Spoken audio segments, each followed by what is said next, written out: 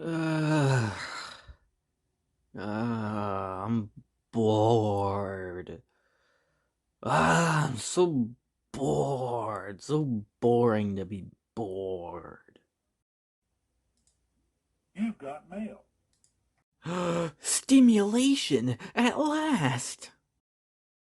Huh, that's weird. This must be a wrong number or something. Click here to recommission. What's recommissioning supposed to mean? I'm sure it's nothing bad. I might as well click it anyway. It could be fun.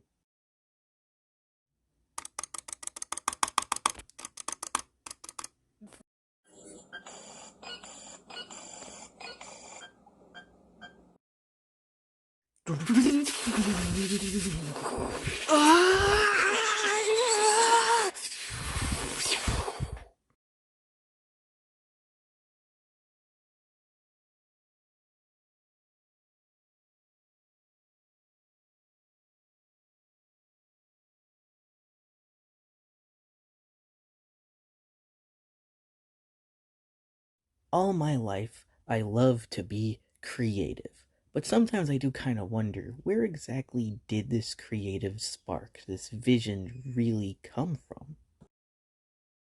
And really, part of the whole point of this channel is to revisit my childhood past and kind of remember exactly what it is that got me here. And for such a long time, I was really excited to revisit one of my simultaneously favorite and also most traumatizing childhood cartoons, Codename Kids Next Door. And let me tell you, this show does not disappoint. It really does feel like taking a peek back into how my life used to be when I was so young, and seeing how so much of my creativity, even now, was inspired by this show.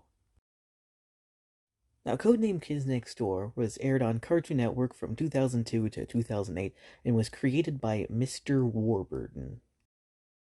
It follows Sector V, a group of kids that go on secret agent style adventures and battle against adult tyranny.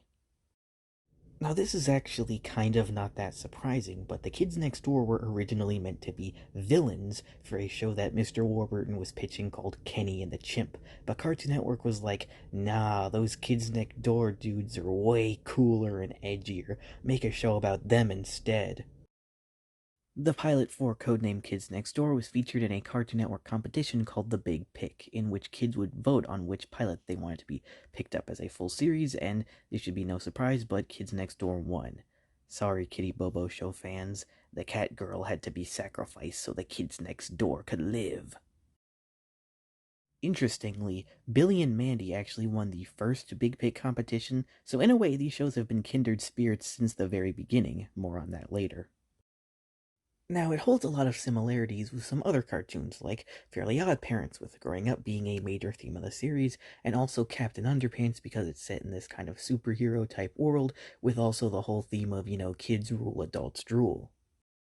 A friend of mine also compared it to something called Rocket Power, but I've never seen that before, so I can't say exactly how similar they are, but I thought I'd mention it here anyway. The reason why I draw all these connections with all these other shows is because Codenamed Kids Next Door differs from all of them for one very specific reason. And that is because Codenamed Kids Next Door is freaking clinically insane. To be fair, those other shows are kind of insane too, but that's not really the point. Now, usually with something like this, you might be thinking, it's just them pretending, it's just their imagination, just kids being kids. However, here, it's actually not. Everything is real. The world actually does work the way that the kids think it does. There really is danger around every corner. But I'm getting too far ahead of myself. I think before I go any further, I should explain the universe lore. And yes, there is universe lore. Now, some of the universe lore is actually kind of inconsistent, leading some to kind of see some of it as decanonized or retconned or whatever. Codename Kids Next Door lore is a lot like that one M.C. Escher painting with all the windows. You see, each window individually makes sense, but the moment you try to look at all of them at once, it begins to contradict everything. But the key is to accept it all as one, despite the fact that it makes no sense. And if you look between the lines, the lore actually starts to make too much sense. Spoilers, half the lore is a giant Matrix parody. Now, it all began at the dawn of time, when kids ruled the earth. However, their hubris would eventually get the better of them, as the kids would decide to genetically engineer a new being that was destined to be their subservient slaves. This new race was deemed the adults. Now, it's unknown exactly when or how, but I'm guessing this was from like an experiment gone wrong, but eventually a bloodline would be created of adults that had superpowers, the ability to shapeshift and control fire. One of the most powerful of these super adults would be a man known as Grandfather. Grandfather was able to successfully conquer the entire world and change the tides of the kid-adult dynamic, instead making kids subservient to adults. Fortunately, though, Grandfather's own children, Monty and Ben, were able to escape their factory. The pair would eventually discover a treehouse containing a scrapbook called the Book of KND, which was written by their child elders before them. Essentially, the book explains that if the adults were to ever rise up against the kids, this is an instruction manual on how to take them down. Monty would be ecstatic, as now finally they had a way to fight against their father's evil tyranny. Now, Ben, on the other hand, well, let's just say, have you ever seen that one Pros D skit about annoying side characters? That's basically him. Oh, I'm so scared. I'm peeing and pooing my pants right now. Oh, now there's pee and poo everywhere. Ben would decide not to help Monty in the rebellion, and he would basically tell him that you have zero chance of winning. So Monty would instead embrace the moniker of Zero and become known as Number Zero. He would then defeat Grandfather, and thus Kid Rule was re-established in the world. However, not long after this, much like the Avatar from the Avatar, Number Zero would vanish. With kids back on top, the adults had now returned to their original role as servants. However, it wouldn't be long before a man named Mr. Wigglestein would have enough of this, and he would rebel against the kids, just like Grandfather before him. All-out war would break out between the kids and the adults, and eventually Mr. Wigglestein will become the being known as Father. Both sides of the war would use all kinds of scummy tactics to attack their enemy. The kids would destroy the coffee, which is the adult's power supply, and then the adults would invent toys, that way they could manipulate kids. Which also, it is literally canon that adults just invented the economy, the entire money system, just so they could mess with kids and control them and everything. Rainbow monkeys have like their own lore going on. There's like apparently a real race of rainbow monkeys that are like monkeys that can change color, and they're apparently what school food is made out of. Also, the rings of Saturn are made out of rainbow monkeys, and apparently the rainbow monkey plushies are like also very loosely implied to actually be alive as well. It's a whole thing. Back to the important stuff, Father would set forward his big plan, which was called the Big Time Out, in which they would send an army of octopaddlers to spank the kids of the world into oblivion. So with all the world's treehouses cut down, the kids would escape into outer space, where they would live on the moon base.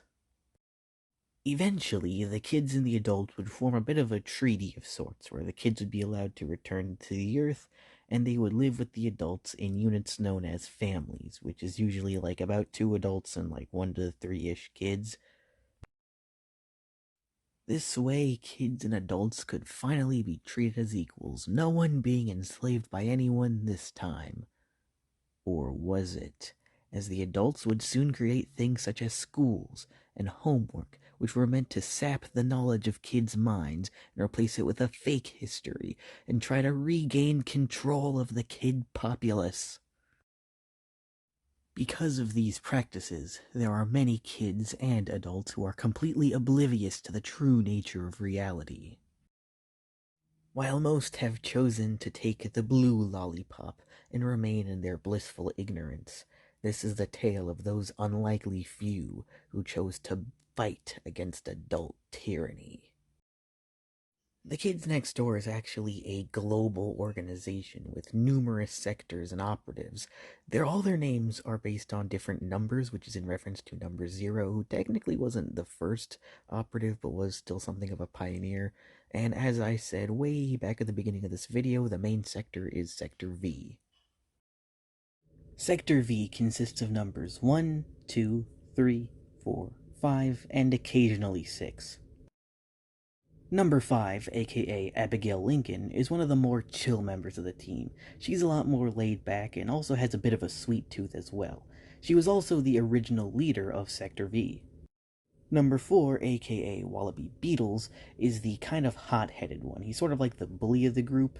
He's much more of a rule breaker. He's a boy's boy, not a girl, a boy, not a boy's girl, not a girl. I don't know what I'm trying to say. Number 3, aka Kuki Sanbon, is the girly girl. She likes all things girly and silly and cute, and what I like about her is how every once in a while she just becomes clinically deranged, and I think that's really funny. I'm not a huge fan of how, oblivious she is to things most of the time. Number 2, aka Hoagie Gilligan, is the technical engineer. He's the nerdy kid, obviously, but he kind of, I don't want to say denies that he's nerdy, but he, thinks that he's cooler than he actually is. And last, but certainly never least, we have number 1, aka Nigel Uno, the fearless leader and main protagonist of Codename Kids Next Door. Now, you see, Nigel Uno isn't your average kids show protagonist, because Nigel Uno is a Sigma male. You know those memes where it's like you missed the point by idolizing them? They need to slap Nigel Uno up there. You gotta stop idolizing him. And you see, Nigel does act much more, or try to act much more serious and professional. You know, the whole reason he's fighting adult tyranny is to save kids, yet, things that kids like, candy or cartoons, he tends to ignore because, that's just a waste of time. We need to get back to fighting adult tyranny. The whole enjoyment of being a kid is having fun and being carefree. But Nigel is so just enwrapped in this desire to fight adult tyranny that he even sometimes disobeys the KND or is even just a downright bigot to adults. And then there's the decommissioning unit. Basically, whenever a KND operative reaches the age of 13, they're not really a kid anymore, so all their memories of the organization have to be erased so they can go back to living a normal life. Now that opens a lot of implications, but right this second what I want to talk about is how essentially that means that all the characters are on a ticking time clock. If they don't, save the day or whatever before they turn 13, then they not only will be forced to retire, but potentially even become a bad guy. And even when I was a kid, I knew that was pretty depressing. Dang, that's hardcore.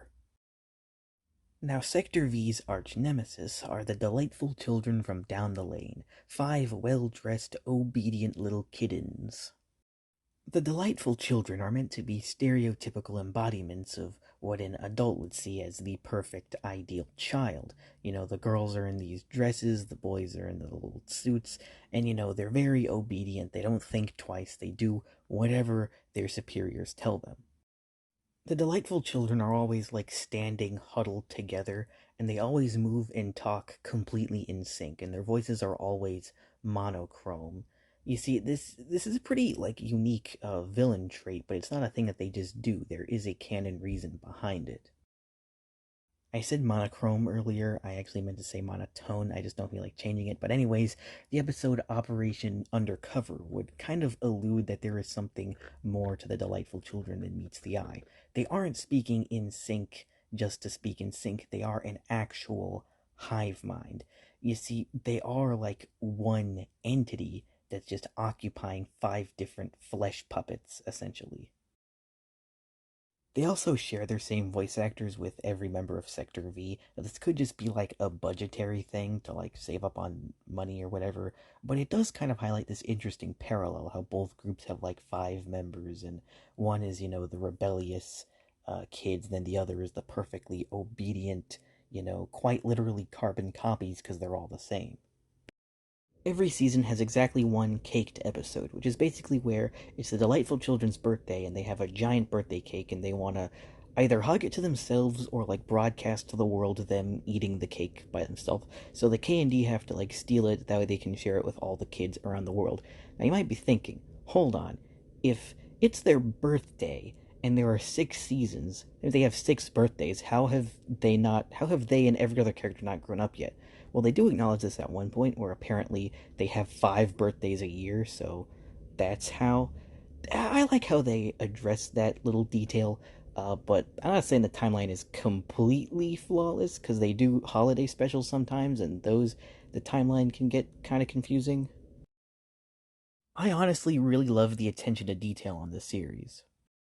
Every episode is called an operation, and they're all presented like these transmissions, as if you were another KND operative, like receiving a secret message or something. And anytime that an episode would end on a cliffhanger, it would be presented as like the transmission being hijacked or like something like that, as if the bad guys were like actually winning. Another detail added to maintain this illusion is that all the writers and voice actors are credited as operatives and agents and stuff, so that, again, the attention to detail is so on point. The writers for this show must have had like an acronym fetish or something, because literally every vehicle or gadget has this like over the top super specific acronym title. So you know how in Batman 66 they do like the bada bada bada transition with like the logo? So they do a thing kind of like that here with this logo. And something that they do a lot actually is they make parody versions of their own logo. There's like a specific situation or a specific character, they would sometimes have their own transition, and they do this like a lot actually. It's really neat. You know that one Caleb City skit where it's like when the hero is as smart as the villain, every time the villain tries to one up the hero one ups them back? That's kind of like what the kids next door are. Like, literally, freaking the world could end and they'd be like, ah, this was all part of our plan. We played you the whole time. It's not every day you see a protagonist that is just as smart, or maybe even more smart, than the villains. That's something I really like. Well, sometimes they're more smart, sometimes they're complete dumbasses since they picked their organization's leader through a freaking game of tag. The art style for Codename Kids Next Door is very exaggerated, very cartoony, very goofy looking, but I feel like that always kind of added to the overall appeal, and part of why is because even though it looked that way, the storylines would often, not always, but often be very, like, bizarre and sometimes even, like, dark in a lot of ways. But the whole goofy characters in dark situations thing is part of why I found it so memorable. That's why I have a fondness for things like those older Sonic comics or the movie Secret of Nim. You look at Secret of Nim and you're like, ah, it's just a girly movie about magic and mice or whatever. And then you watch it and it's like, oh my god, what the hell? And the writing with these is also very clever as well. Pretty much everything in this world is like a pun, but they never really like acknowledge that it's a pun. They can take pretty much anything, like going to detention or touching the thermostat, and exaggerate it into this full, like, serious, action heavy story. This show is so good at just being shamelessly entertaining, and I love it for it. And the series has a near bottomless amount of wacky villains. We've got Potty Mouth, the guy whose only character trait is that he says curse words a lot. So, in other words, a Vivzy Pop character.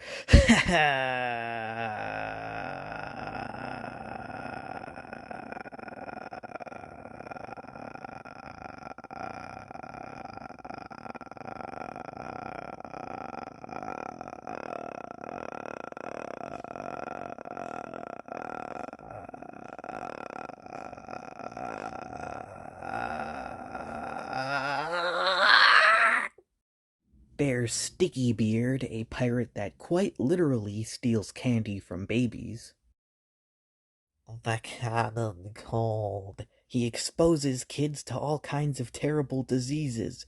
That sounded a lot worse than what I intended. And of course, everyone's favorite, Count Spankula. Wait, what the what? I- Excuse me? So, yeah. One of the recurring bad guys is a vampire who sneaks into people's houses and spanks their kids. The funniest part is that he does actually get arrested at one point, but not because he's, doing what he's doing, just because he spanked kids that weren't naughty enough. That's why he got arrested. Count Spankulot is like genuinely really well written though. He actually is a very funny character, but like j- just why though? Why that? Now is when we start to enter sort of the dark side of Codename Kids Next Door. I'm sure you've heard the phrase, this wouldn't get made today, and I feel like usually there's two connotations. Either, this was so bold and risky, why don't they make stuff like this anymore? Or, this is so offensive and horrible, I'm so glad they never make stuff like this anymore. And Codename Kids Next Door honestly kind of does fit both of those criteria. It's just a little weird that like a kids show would have stuff like, brushing your teeth or eating healthy be the bad guys. And it's a little weird because like the show is so good at committing to the bit, but it commits to the bit almost too well to the point where you can't really tell if it's still a bit. I know you might be thinking, oh, Bradworst, you're just overthinking this. You're trying to apply too much logic to this silly kids' cartoon. Obviously, kids are gonna know they're not going to be fed to sharks next time they try to buy a Happy Meal, which is an actual plotline, by the way. Well, the thing is, I have some counter evidence to that. In the episode Operation Archive, a very lore heavy episode, Nigel at the end goes on this whole like mental breakdown, this like rant about how adults have hijacked everything and bedtimes and math homework are all just lies to control kids and everything. And like to be fair, some of the stuff he's describing is actually bad, and even some things, again, like Count Spankulot with his spanking are like actual bad things that a parent could do to a kid. But then other things are like, nah, it's just like normal parenting stuff. And so the thing is, this whole scene is like portrayed as so serious and so like freaky and scary and realistic and everything. Some kids thought this was like really funny and really hilarious, but then others kind of like thought that it was like actually really scary. And I think there is no greater example of this divide than with the episode Operation Future. If you've seen this episode, then you probably know exactly what I'm going to say next.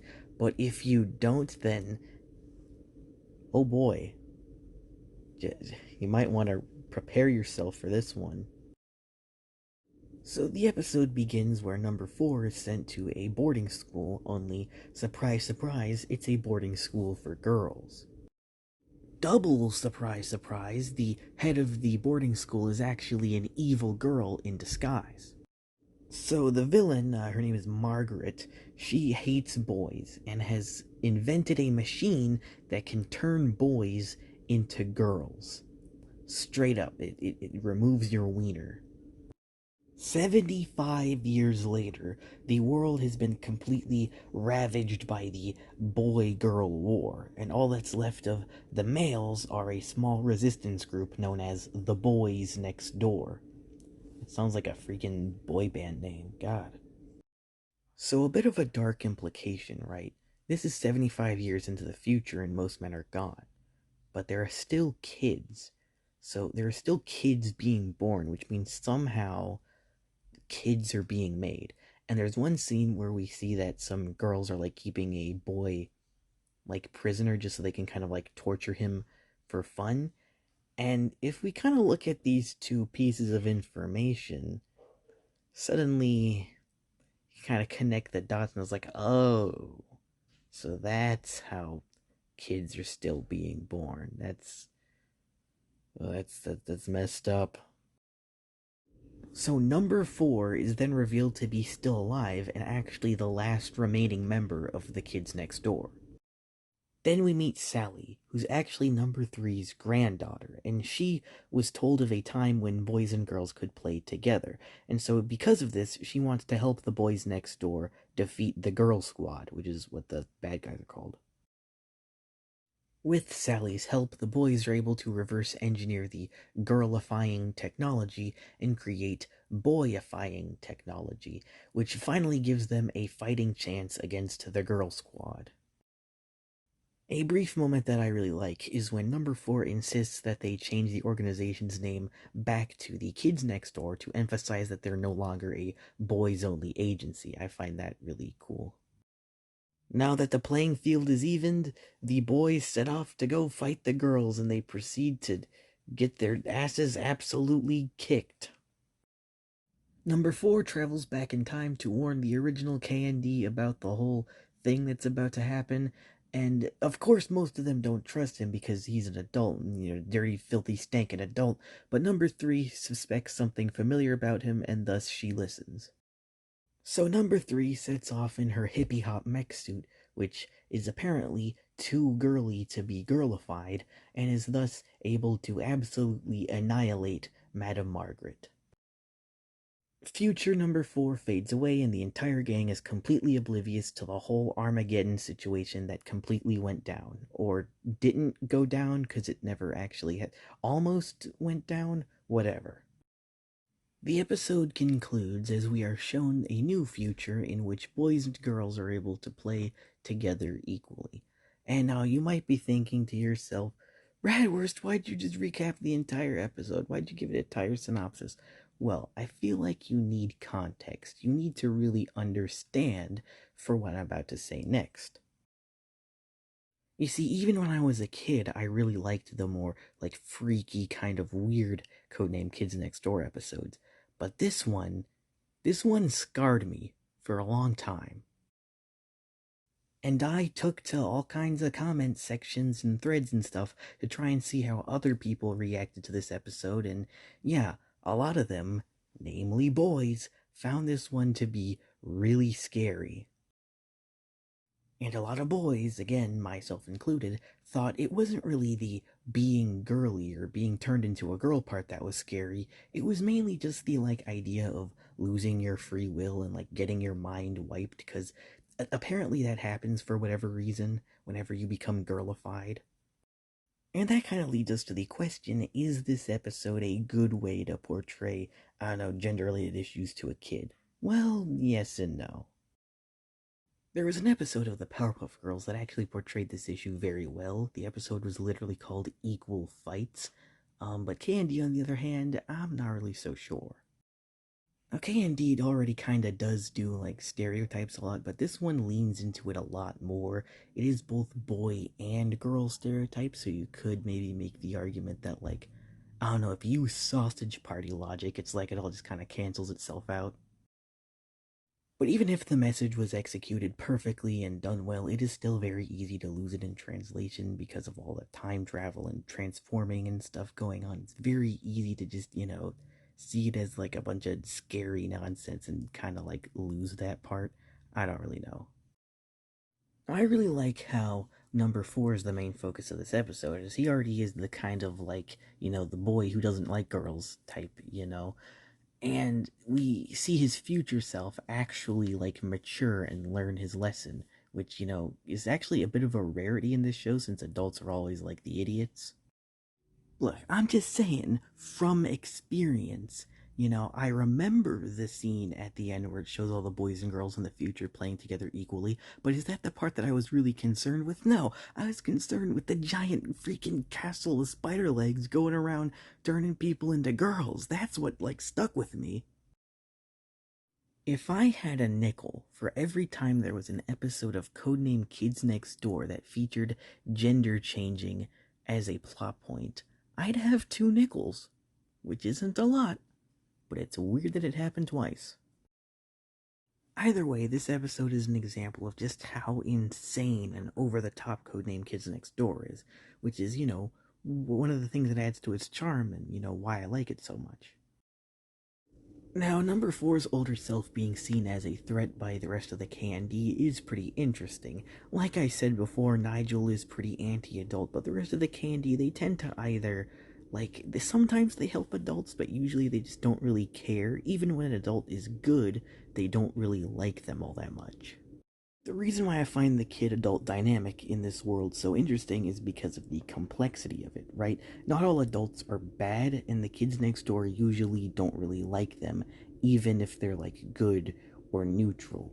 Like, they can save them, but that doesn't really mean they have to like them. Like, Nigel even says, like, I can't believe I'm saving an adult when he went to rescue his dad.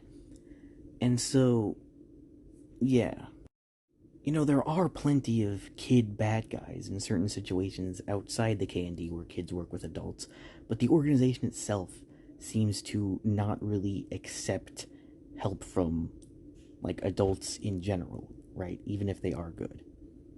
And this is interesting because there are times the kids next door are wrong, where they really do kind of take their whole mission too far, like that time they stole a bunch of babies from a hospital, or that time they tried to sabotage a teen skating rink that was just a normal teen skating rink. And the interesting part is that the writers seem to know that in universe the kids aren't always right.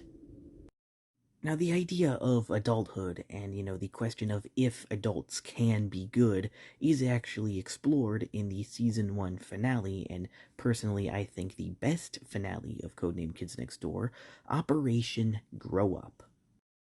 So, in a previous episode, an evil baby man invented this cigar device with the power to change people's ages. There's a lot of transforming that goes on in this show, as you can see. The delightful children have stolen the cigar device, and with it they invade Sector V's treehouse. After destroying most of the place, they manage to get the drop on Nigel and turn him into this, disgusting middle-aged 40-year-old man. Because of his current condition, Nigel is now forced to work as an ice cream man. Here once again we see capitalism rearing its ugly head, as now that his, free trial of childhood has expired, he must become another cog in the machine. The kids ask Nigel to offer them some ice cream, but he isn't allowed to give kids ice cream because he's only allowed to serve adults, so he ends up telling them to, go bugger off. Because of this, number 5 is very disappointed, as she believes that the real number 1 would never do something like that. Sector V is left with no leadership, and so they go off to fight the delightful children on their own. Lots of age-changing shenanigans ensue until eventually, Nigel triumphantly returns. Only this time, since he's an adult, the delightful children have to listen to him, and so they return the age-changing device and he's able to turn himself back into a kid. This episode also serves as the official introduction to Father. Here he is defeated by being exposed to ice cream, which is kind of like, okay, well, why didn't they just do that every other time he showed up?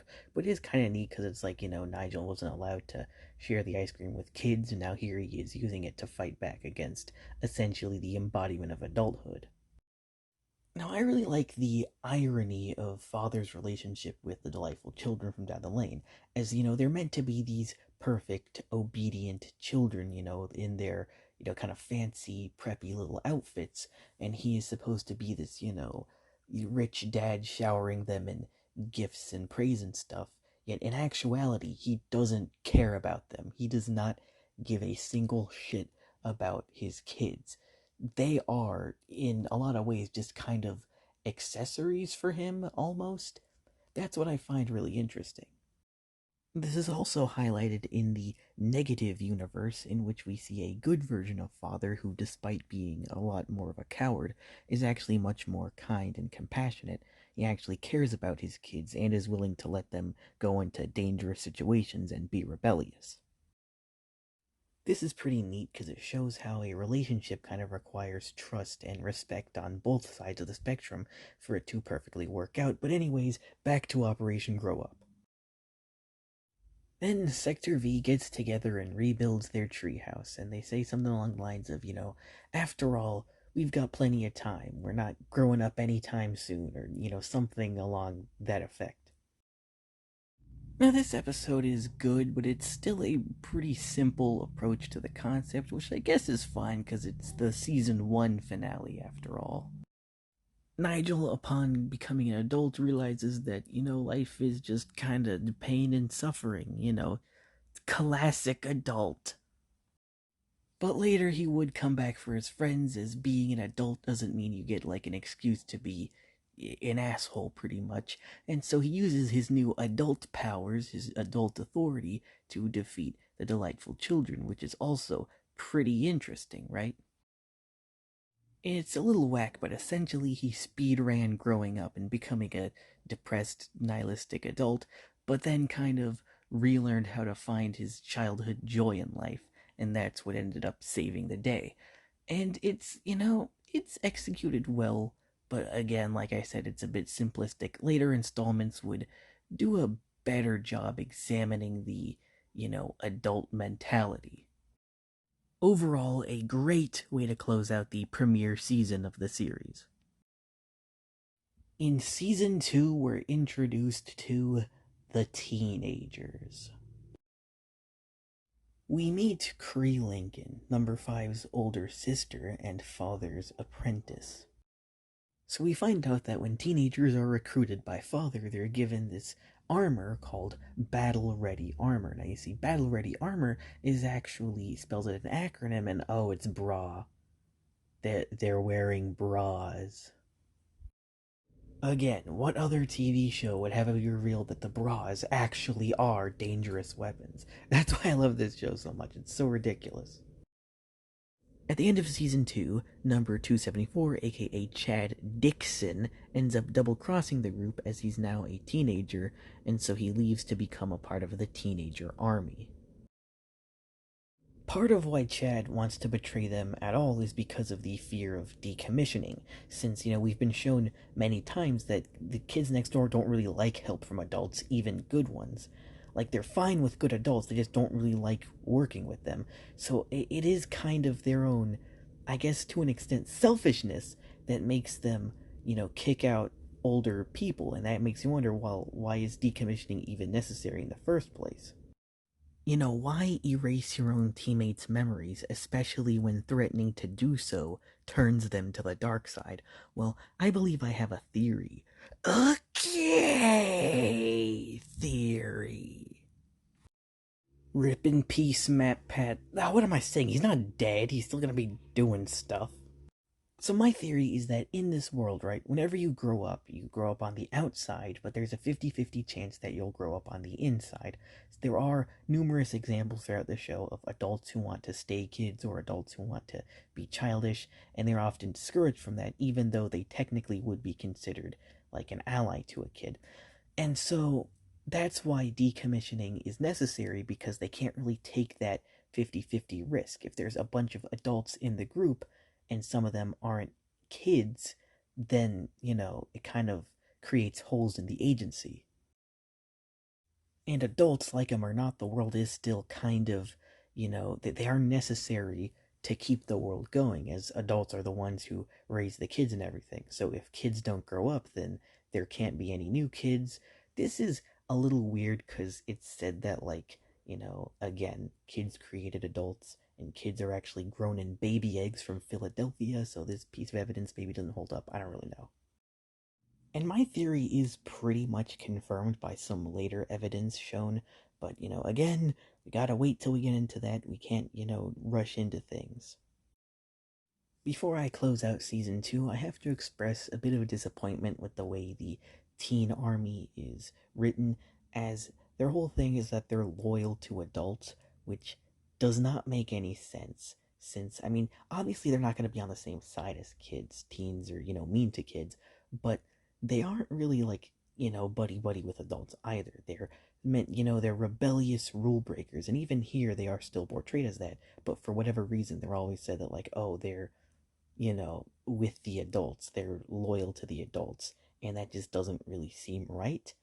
Like, you could at least have, like, some more neutral teens, but no, they aren't really shown a whole lot. Like, ironically, I think there are a lot more good and neutral adults than there are good and neutral teens. And I guess in the context of the show, it kind of makes sense because teens are a higher authority than kids, so yeah, they'd be the enemy. But at the same time, it's like, I don't know, I feel like maybe they could have been like a neutral anarchist group instead. That would have, I don't know. And Cree, since she's the older sibling of number five, you'd think that maybe she would get some form of redemption arc later on down the line, and like kind of a little bit, but like overall, she is still a bad guy by the end, and she also just kind of disappears as well. Like we don't even like see her towards the end of the series; she's just like gone, and we don't know why. So next up was season three, but nothing really lore relevant happens in the third season, so we can just skip over that. Now, season four, we actually find out something very, very important. In season four, we meet Maurice, an operative who just turned 13 and thus has to be decommissioned. So I guess now the K&D has less Reese. Now, number five is actually good friends with Maurice, and she knows that her older sister will try to recruit him into the teen army. So she breaks a very important K&D rule, and that's to survey a specific person and prevent them from being recruited. Eventually, she does catch up with Maurice, only to find that he has gone bad and joined the teen side. She also discovers a ploy to give all the kids chicken pox, and this is what chicken pox look like, apparently. That is honestly very horrifying. Actually, I kind of want to, like, squeeze one of them, like, pull on it, see how hard I can pull till it pops out. It is then revealed that when a certain kid is loyal enough to the kids next door, they will actually be allowed to not be decommissioned. And Maurice was one of them, as he's a part of the Teens Next Door, which is a very, very secret group of adults and teens that are meant to infiltrate other adult and teen organizations as spies. Now, this means that, not every operative that turns 13 will be decommissioned, some can stay active. And this does kind of tie into my theory earlier about how when one grows up, they grow up, like, mentally only, like, 50-50. And so that's probably why there aren't that many teens next door, or why it's a more secret group, because, both the kids and adults can't really know about that, because that would just completely mess things up. Up next, we have the Christmas special Operation Naughty. Christmas specials tend to get a bit of a bad rap because they tend to be very, corny and cliche. But I really like Cartoon Network Christmas specials because they're freaking clinically insane. And it should go without saying that Codename Kids Next Door is no exception. So the Delightful Children have pretty much assassinated Santa Claus, and now they're trying to steal all the Christmas presents. And to make things even better, they also framed Sector V for all of this. So Alpha Strike, who are essentially a bunch of Christmas-themed X-Men who work for Santa Claus, are sent to go defeat the kids next door. There's also an evil substitute teacher that wants to replace Christmas with National Substitute Teachers Day, which is a nice joke about how there are so many national whatever days that no one really knows about. And then we also meet an evil Fantastic Four that's themed after schools called the Faculty Four. And I really like how Santa is wholesome in this episode. Like, he's one of the few adults that can actually see through the Delightful Children's schemes. Now, I will admit that as a Christmas story, it's not really that great, since Christmas stories are meant to have, like, genuine sincerity to them. This doesn't really have that. But this is still a very memorable episode with a lot of great jokes and some homages to Stan Lee. And also, it's really interesting to see a kind of group that exists outside the K&D that isn't all about battling adult tyranny or whatever. It's a nice bit of world building. The Grim Adventures of the K&D is a TV special from 2007 that crosses over Codename Kids Next Door with The Grim Adventures of Billy and Mandy. I told you they were intertwined. The plot revolves around Billy, who, after trying on his dad's pants against his wishes, gets the Grim Reaper's scythe stuck up his asshole. However, after an accident, Billy then fuses with the Delightful Children from down the lane, becoming the Delightful Reaper, an entity which seeks to assimilate all naughty children into one great big hive mind. At the same time, Mandy, being the little gremlin that she is, she attempts to overthrow the kids next door and use all their resources to take over the entire world and remake it in her own image. It all culminates in a showdown of titans. Grimm, number one, the Delightful Reaper, and Mandy all do this big battle, and there's lots of destruction and chaos. And in the end, the day is saved by our Lord and Savior, Harold. This episode isn't just a crossover between Billy and Mandy and the K&D. It's also a homage to pretty much the entire 2000s era of Cartoon Network. It would feature plenty of other cameos to the greater Cartoon Network universe, such as the Powerpuff Girls and Ed, Edd n Eddy. It perfectly encapsulates an era of cartoons that were able to be just as silly as they were action-packed. Now, Billy and Mandy itself is a pretty solid show, but it can be a little frustrating at times with its over-reliance on slapstick and potty humor. Not to say that it's always bad, but still. The creator of the series, Maxwell Adams, has expressed some interest in one day rebooting it, and I think that could really work, especially if it leans more into the adult themes. I would like to see a more fleshed out version of the idea that Mandy is this psychotic sociopath who, with sheer wit and determination, is able to outsmart literal gods of death. Apparently, there's this webcomic thing or whatever called Grim Tales from Down Below that does exactly that. Hopefully there's nothing, weird or gross or distasteful in these. That that would be a shame, right? Right? Okay, now pivoting away from whatever the hell that nonsense was. I've already mentioned countless times in this video that the K&D are a tad bit unfair towards adults. Again, they aren't like just going to provoke random adults for the sake of doing that. Yes, they only fight evil adults, but they are just kind of dismissive towards adults in general. And Nigel Uno especially, his character arc throughout the series is kind of slowly realizing that, maybe not all adults are that bad. Number one's perception of adults would change slightly after encountering a Thai hunter named Vin Moosk, aka the only cool adult. You see, while kids are forced to go to school and do chores for money to buy rainbow monkeys, adults are actually stuck in a very similar situation. They're forced to work these cubicle office jobs, doing terrible hours, just grueling amount of hours to get paid barely anything, and oftentimes, be this cog in the machine.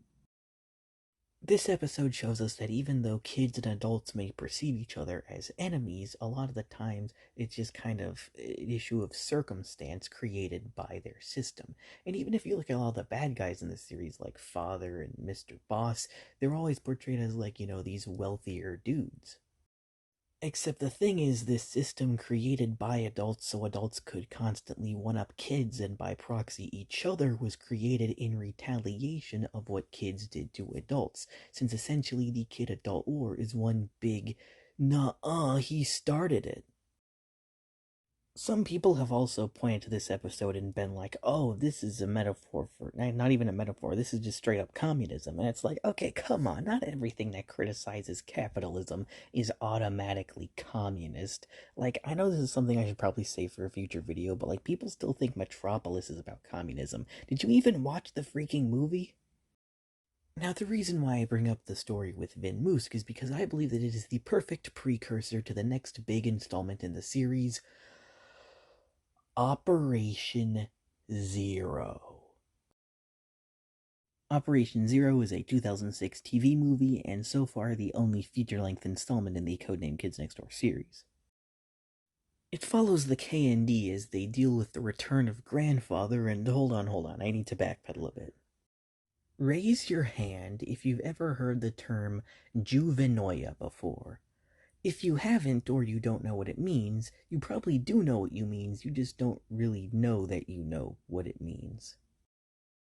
Juvenoia, to put it incredibly simply, is basically the whole mindset that, oh, kids these days, oh, these whippersnappers, get off the road, you damn kids, That's Juvenoia. And I'm sure at some point in your life, you've probably been, playing a video game or skateboarding or, doing something, an older individual, perhaps a relative, would have been like, "Oh, no, you youngsters, you. Back in my day, we didn't have all these fancy schmancy technologies. We had an iPod Pro and we were happy with it." And if you've ever experienced said interaction, I assure you, you probably either have or eventually will be on the other side of said interaction. You will one day be that wrinkly old geezer complaining about, "Oh, back in my day, things weren't like this." A pretty good example of this is Gen Alpha kids. Like, I heard they made this new term for butt. It's called keister, and then they also say things like 411 and yeet, hashtag YOLO. Lots of new slang invented by these whippersnappers. People are always talking about, like, oh, Gen Alpha watching their TikToks and getting their low attention spans. Look, I ain't saying I like Gen Alpha. I ain't saying there's nothing wrong with them, but like, didn't all of you guys grow up watching Annoying Orange? Is that really any better? Didn't like all of Gen Z or all of the millennials or whatever have like severe depression and like a porn addiction and stuff? Like, can you really be saying that you're that much better than Gen Alpha? And look, when your great great great great great great grandfather was a little kid, old people then were probably saying, "Oh no, he's such a rowdy hooligan. This will be the end of the generation as we know it." So could it have been that all of human history was just wrong about kids up until now? Perhaps, but I don't think it's a simple yes or no question. There's a bit of truth to this statement, as yes, things, generations for better or worse, have been changing throughout the decades. And I bring all of this up because it is a very central theme in Operation Zero. So let's take a look. The movie begins where we see a borderline post apocalyptic world ruled by a grandfather, and it's very reminiscent of, like, 1920s child labor era stuff. So, again, there's this kind of element of capitalism being the bad guy. And of course, you know the rest of the story, with Number Zero discovering the Book of K&D, his brother being too scared to fight back, and eventually Grandfather was defeated. After what is probably the coolest opening title sequence in a movie ever, seriously go watch it, it is then revealed that most operatives consider Number Zero and the Book of K&D to be myths. All but one. Number One. Then all the bad guys gang together and invade the K&D Museum, where they steal a device known as the Recommissioning Module, which is said to be able to return an operative's memories after they've been decommissioned. Nigel actually disobeys orders like an absolute Sigma Chad and returns to the museum, believing that the information on Zero is too important to let be destroyed by the bad guys. And number 362, the leader of the organization, proceeds to chew him out for this, as she believes that Number Zero is a myth, and, in her words, there's no room for dreamers on the battlefield. It is then revealed that the bad guys stole the recommissioning module as they needed it to restore Grandfather to his former powerful self. Only this plan would end up backfiring and exploding directly into all of their faces. After being resurrected, Grandfather would actually be disappointed at the other villains, since because they needed to resurrect him in the first place, that was proof that they were clearly too incompetent to destroy the kids on their own. He also brushed off Father's accomplishments despite the fact that he brought him back out of admiration. Now, here it is mentioned that Father is Grandfather's son, but we'll get to that in a moment. Just you wait. So, Grandfather, to make up for lost time, he then declares that he will transform everyone who ever was a kid into an ageified senior citizombie, which is apparently just a thing he can do now. Initially, the villains are all like, "Yeah, woo, go get him," until they realize, hold on, we used to be kids too. That includes us. and so they are his first victims to be senior citizombified. And so, with his newfound army, Father begins slowly taking over the world. One by one, all the tree houses fall and are transformed into giant tapioca factories, until eventually the entire world just becomes this dark, gloomy, fascist hellscape. Man, I kind of miss the days when cartoons did unhinged, crazy shit like this. Reminds me of the first SpongeBob movie where Plankton took over. Then Number One receives a device called the KN-DNA Tracker, which can track down any operative. So armed with the DNA tracker and the recommissioning module, Number One sets off on an odyssey to find Zero. After traveling far and wide, the KN-DNA Tracker would eventually lead Nigel back to his own house, where he would run into his dad. That's right, Number One's dad, Monty, was Number Zero all along. And also, all this time he had been decommissioned, which is why he didn't remember anything. After being chased around by a bunch of zombie hamsters, Nigel starts to get frustrated because his dad is still completely oblivious to all the danger and excitement around them. And so because of this, Nigel snaps at him and, gets really angry. When Monty apologizes, Nigel starts to feel bad, so he uses the recommissioning module to restore his memories. It's then revealed that the tree that Monty found the Book of K&D in would later become his house, and this is where the book has been all those years. They need to keep it away from Grandfather because it's the key to defeating him. Zero suggests they form an unlikely alliance with his long-lost brother, Father. That definitely isn't confusing at all. It was mentioned earlier, but here it's like officially fully confirmed that Father is in fact Ben from the flashback at the start of the movie. Some might argue that this new origin story decanonizes Operation Archive, as they clearly, contradict each other, but I argue that not only do they not contradict each other, they actually make a lot more sense whenever you put them together. Think of it like this. If Ben was a kid living in a world ruled by adults, then wouldn't growing up mean like the end of your torment? So of course he would want to be an adult.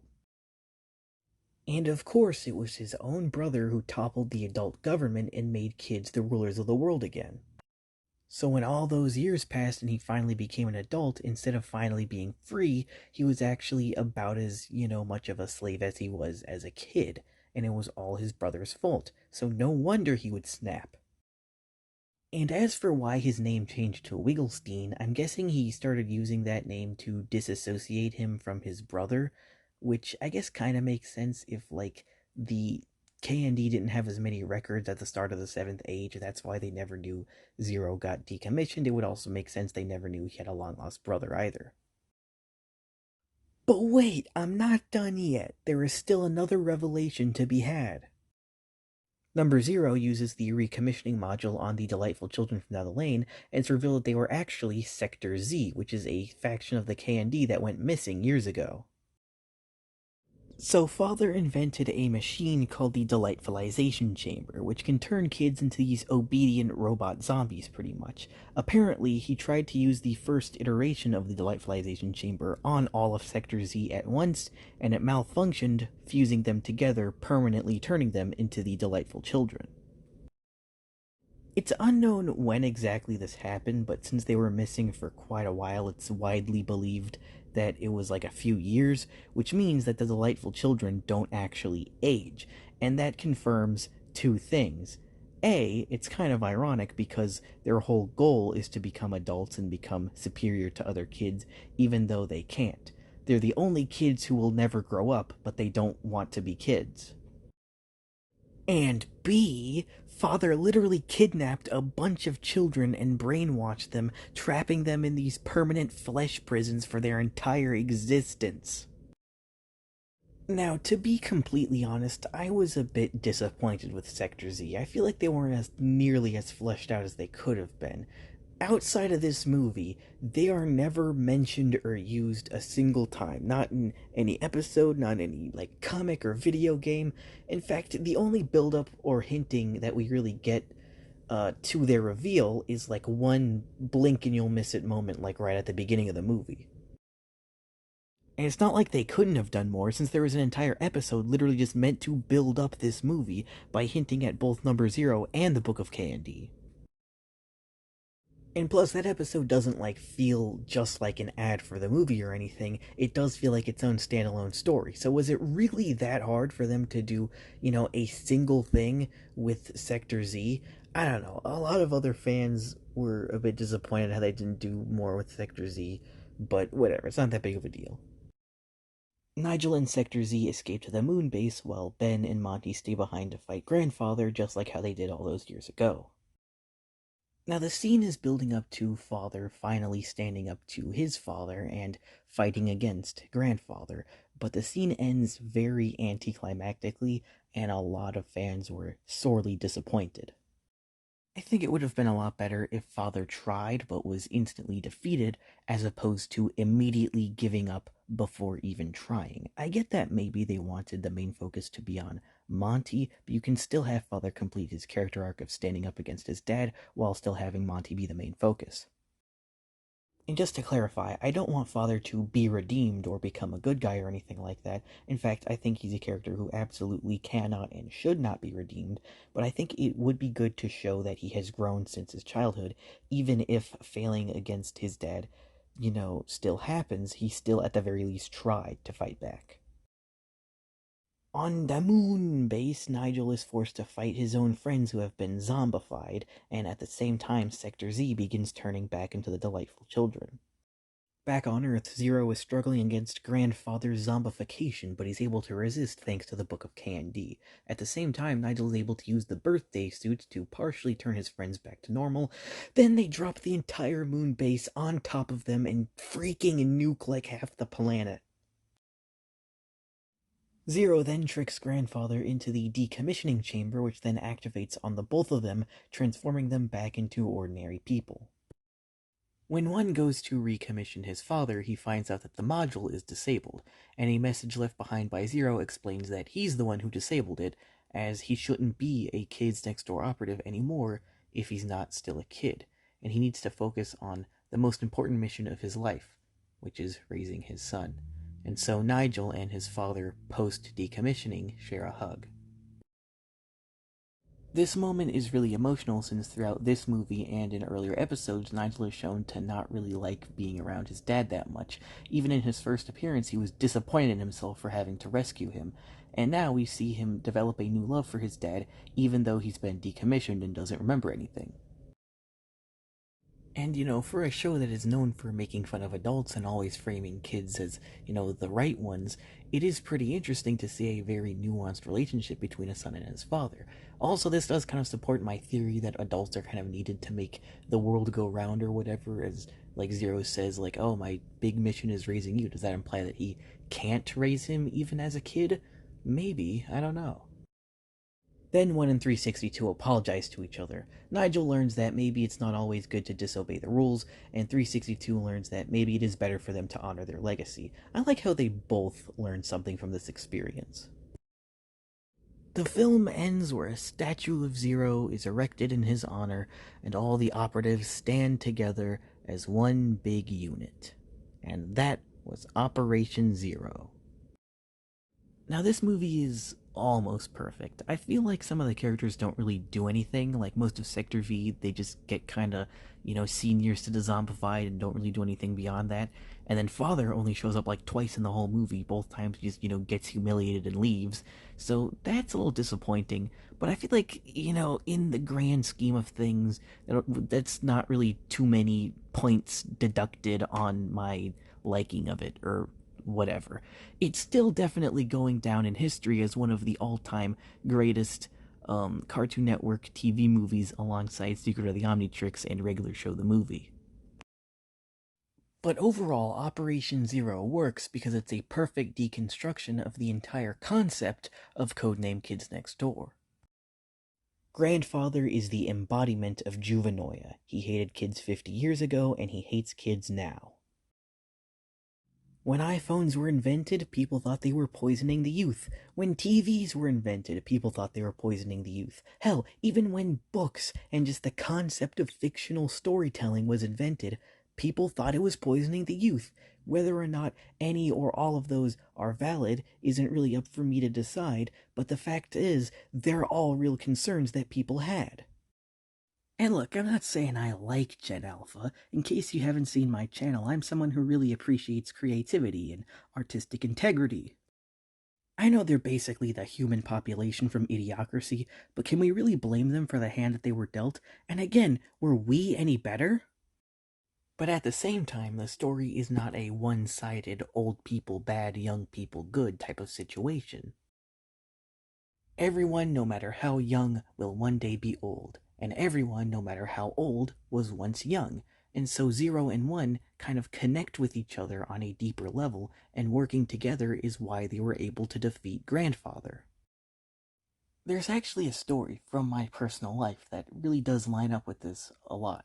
So, not too long ago, I had this civics teacher, and he looked like someone out of Storage Wars, but he was a bit of a goofball, a bit of a goofy goober. He kind of jokingly put a bunch of communist logos all over his classroom. He was in a band, like a rock band, so he'd sometimes play his guitar. He also liked My Little Pony or something. And yeah, he was a pretty cool teacher. He, was someone that I feel like the class was able to like talk to and joke around with. That's kind of why the kids liked him and respected him. It kind of got me, like, actually interested in learning about the history, not just because of the way it was presented, but also because I just kind of wanted to make him proud. And the thing is, though, a lot of the other kids kind of took his leniency as, like, a sign of just. They pretty much took advantage of his leniency. They would not turn in work on time, or they would just, like, they would just like use his class as pretty much a free period, and eventually the school board fired him because he wasn't like, the grades were getting too low. And so all the kids were like, "Oh, that darn school board, how could you get rid of the only cool teacher?" And yes, I do think the school board does have a hand in that, but I think a lot of the class did have a hand in that too, since you were the guys not doing any of the work properly.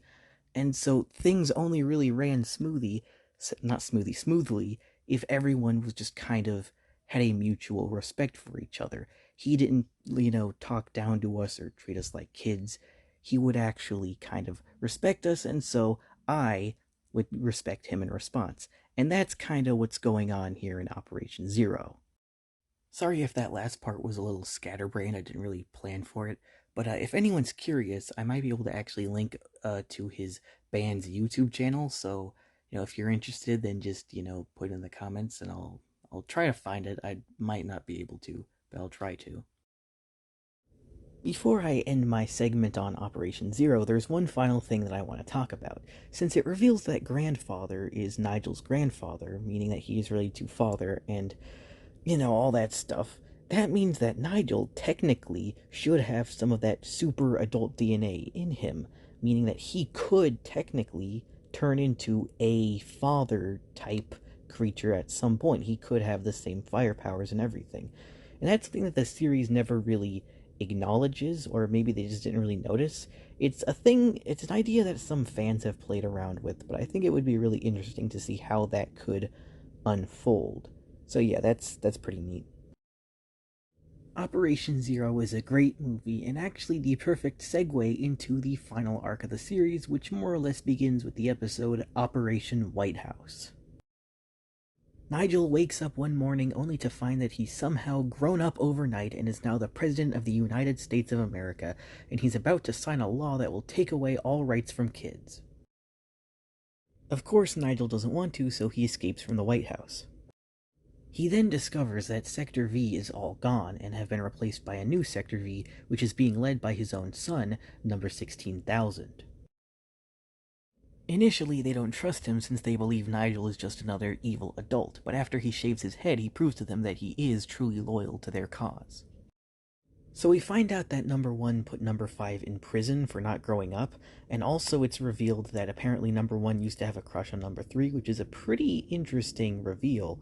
And then later on they come to the conclusion that Nigel is actually in another dimension. The military then gives Nigel an ultimatum. They will send him back to his dimension if he signs the Bill of No Rights for Kids. Nigel refuses and decides to fight them instead, as he would never betray the kids next door.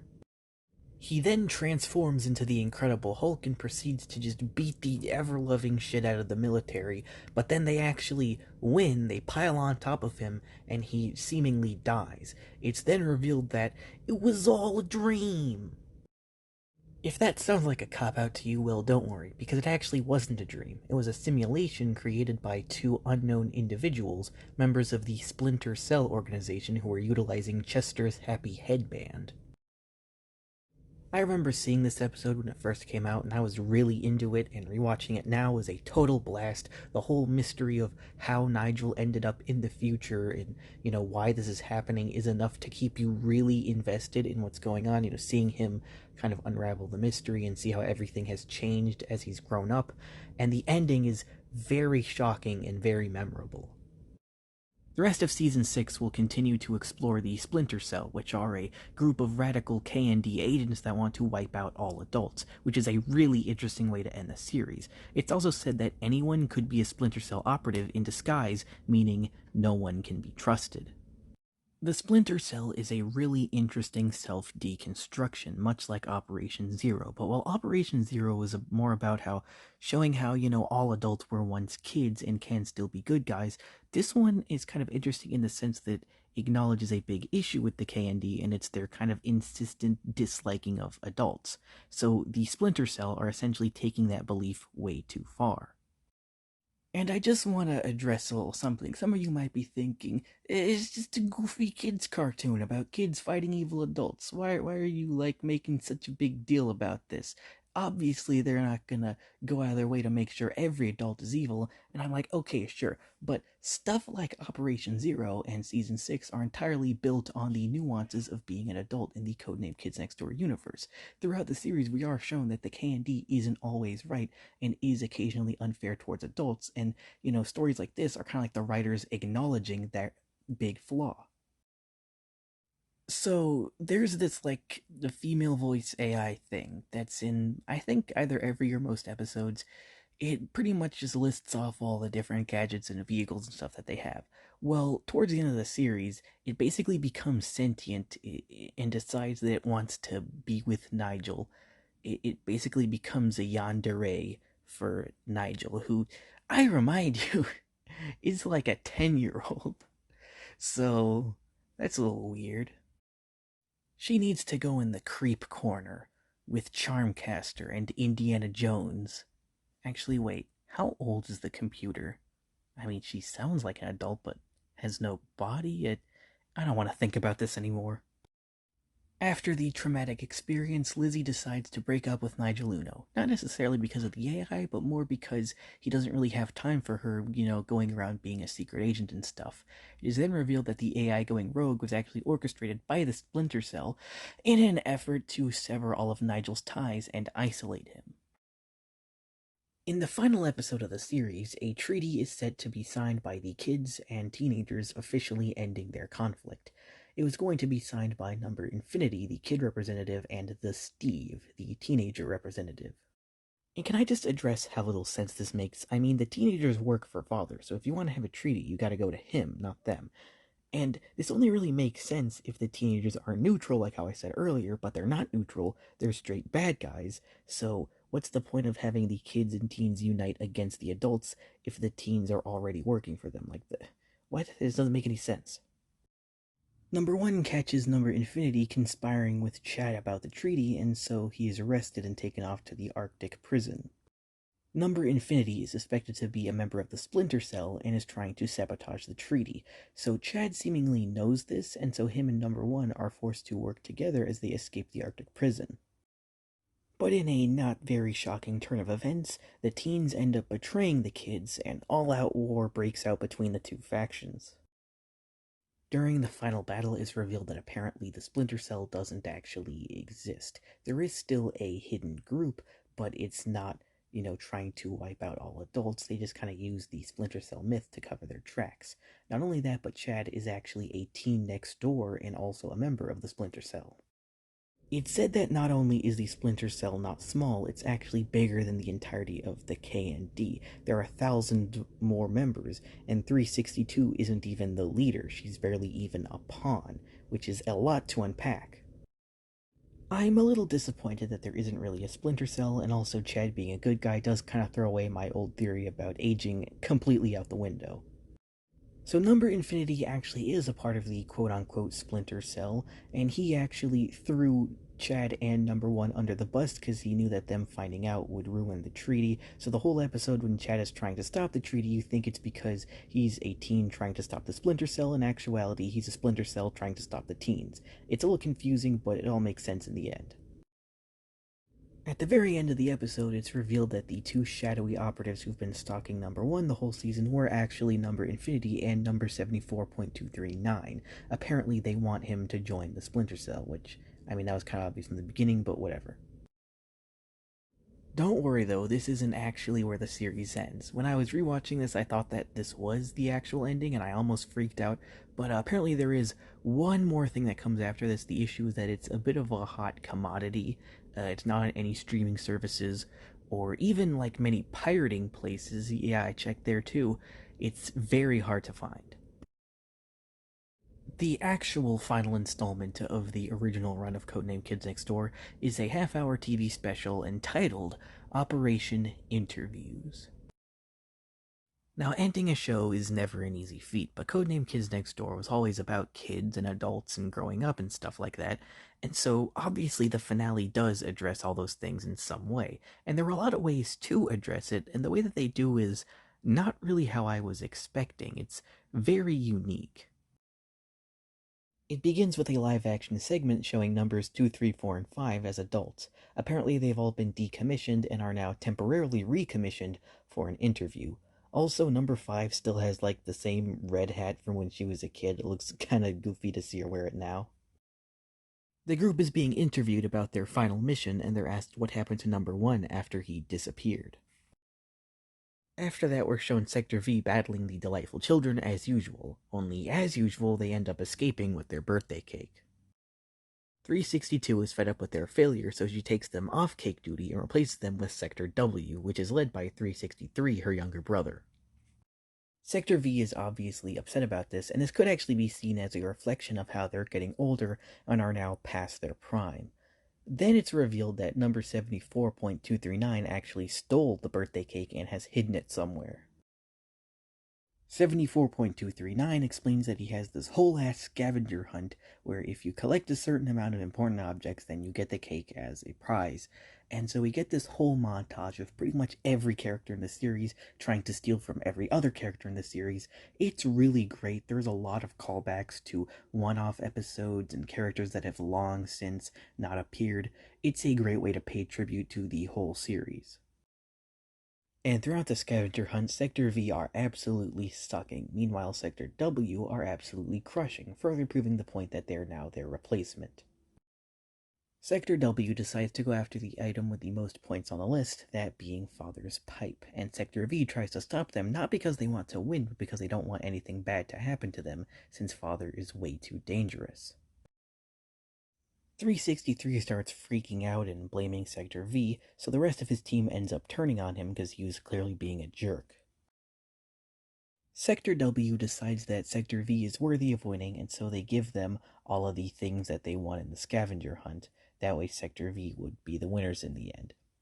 Then Father shows up and he goes absolutely beast mode, and I mean like literally, he turns into a freaking dragon. It's like, dang, final stage of the final boss right there.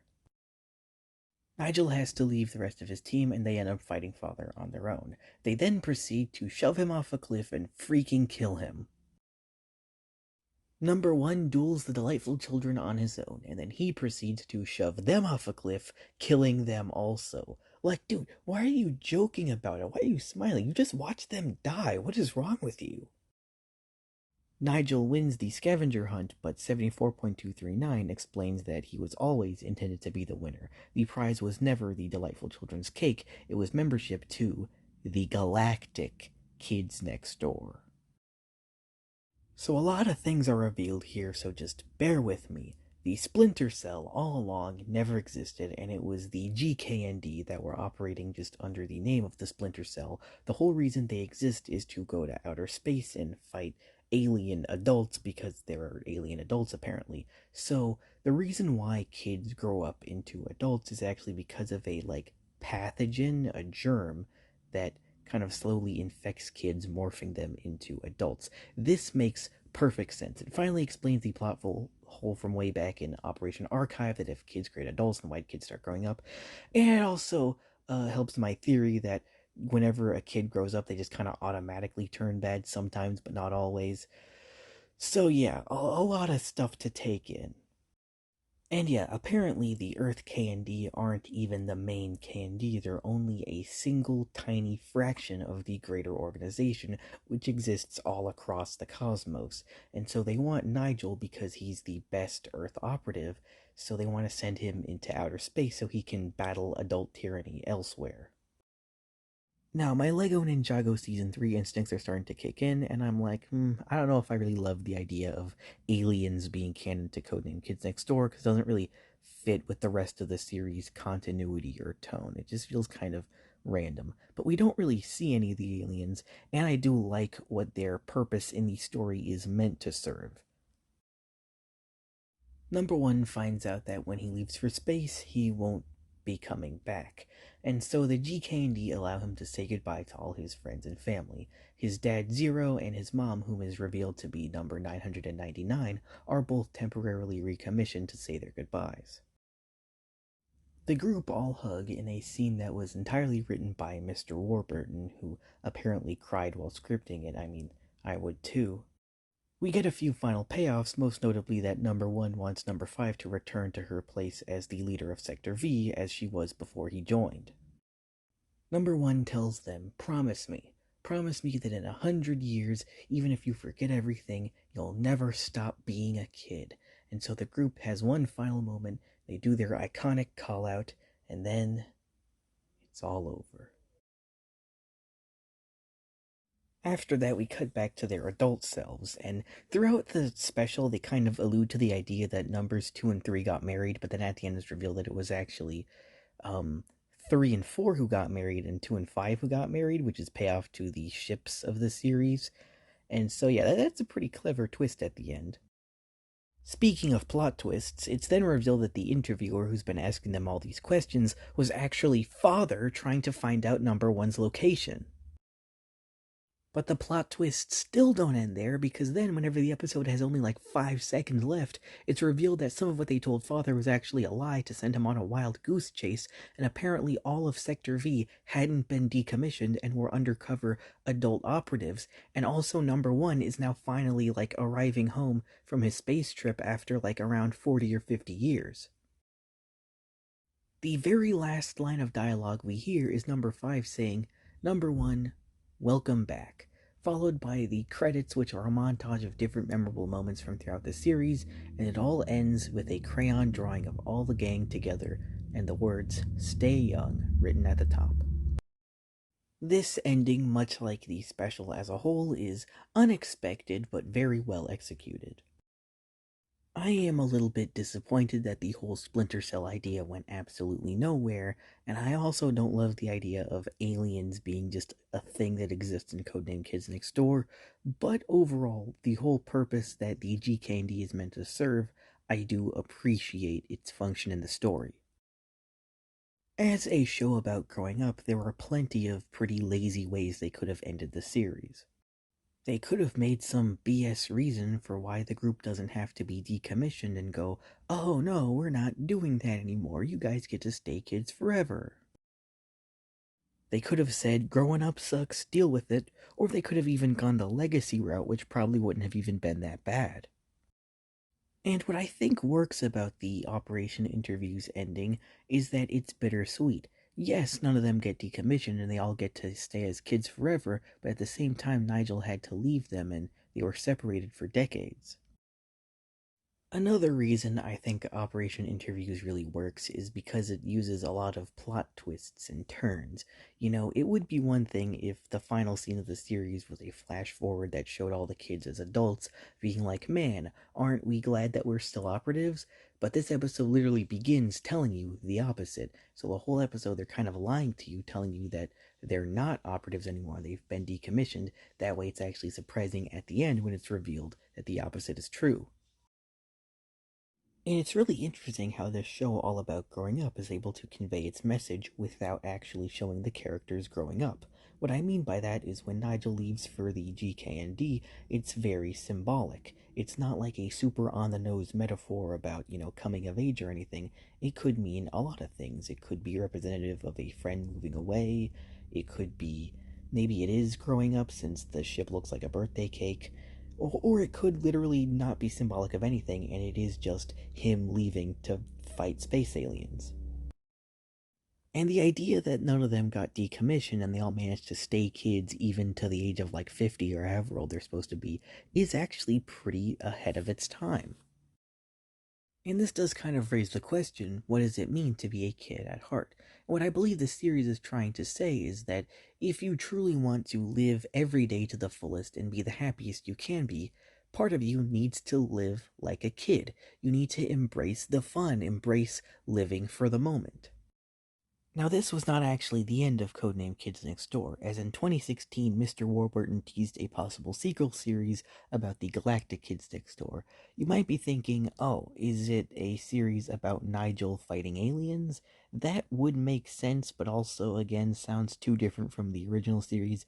But no, the actual plot is that Nigel believes that adults are too dangerous to be kept alive, and he wants to nuke the entire Earth. It's a pretty good concept. It's very reminiscent of the Splinter Cell plotline. To be honest, I'm not the hugest fan of the Stop the GK&D thing, and I'm gonna try to not talk about it for too long. With this, I could go really either way. I don't really care if it comes out or not. The pros are that we do get to see Nigel kind of turn to the dark side, and that's a really interesting concept. The cons, however, are too many aliens. This contradicts the ending of Operation Interviews because if Earth is destroyed and Nigel returns, then how can everyone be alive in the future and also they not remember Nigel? Are they just lying about that? Maybe. And also, there's some other retcons it introduces, like apparently Lizzie was an alien all along, and that doesn't make any sense. Number three says the F word at one point, and like that also seems a bit out of character. Like I don't really know. It's a cool storyline with Nigel turning evil, but I just can't really say I'm a fan of it overall. And now, I don't want to sound like an old geezer since, that would literally disprove the entire point of the show, but I do feel like there is just a certain punch that some modern cartoons are lacking, They don't have enough nightmare fuel. They aren't clinically deranged enough. Like, you shouldn't be Billy and Mandy levels of crazy or like scar your life. It needs to be, scary, but in a more kind of fun, memorable way. And again, I'm really not trying to rip modern cartoons. I don't really watch that many newer cartoons, but still, not to throw shade at anything, but a lot of people tend to agree that, like, the older you get, the more you realize Timmy Turner was kind of a spoiled brat. Or with Captain Underpants, the older you get, the more you realize George and Harold really were the bad guys. But whereas with Codename Kids Next Door, returning to it, I feel like I understand it a lot more. Yes, there were times when the kids weren't always in the right, but it felt like the writers knew that, and later seasons were all about addressing that. I know a lot of people tend to point to a thing they like and go, oh, this is really goofy and over the top. This is the single greatest piece of literature ever created. And that's fine. But I honestly really do truly think that Codename Kids Next Door really is one of the best works of fiction ever put to the screen. Does it have the most consistent world building? No. Does it have the most three-dimensional characters? No. Does it have the most grounded and realistic tone? No. But do I still think that? Yes. And the thing is, art is subjective. Who's going to tell me otherwise? The Oscars? You think I'm gonna listen to a circle jerk of a bunch of rich old people who like to stamp out the creativity of children? You're gonna tell me that I'm not allowed to like a show that's all about children fighting rich old people who want to stamp out their creativity? And if I had a piece of advice to give to every movie, TV show, book, video game, whatever on the planet, it would be a little bit more like Codename Kids Next Door. And I mean that in the sense of this show, I think, does the perfect job exploring its concept. It's secret agent style kids fighting evil adults, and pretty much the entire world, the way every character acts, the way all the stories play out, even the themes, it all ties back to that same core premise. And that is what I absolutely love about this series. In this video, I've been defending Gen Alpha a lot, and it's because I know that the situation they're in isn't really their fault. I know this is going to sound, cliche and dumb, but kids really should be going outside and playing more, making friends, living life, doing all that kind of stuff. Being a kid is when you have some of the best experiences in your life, and it's really something you shouldn't take for granted. And I know life can be hard sometimes, but it's a lot like a roller coaster. If everything were an up, then there wouldn't be any downs. And if there weren't any downs, then it's all just one line with nothing ever really happening. Okay, I get that metaphor doesn't really make a whole lot of sense. I guess what I'm trying to say is if you play hard and laugh hard, and every now and then stop to look at where you've been and where you're going, then I think you'll live a pretty happy, fulfilling life. In conclusion, Codename Kids Next Door is a lot of things.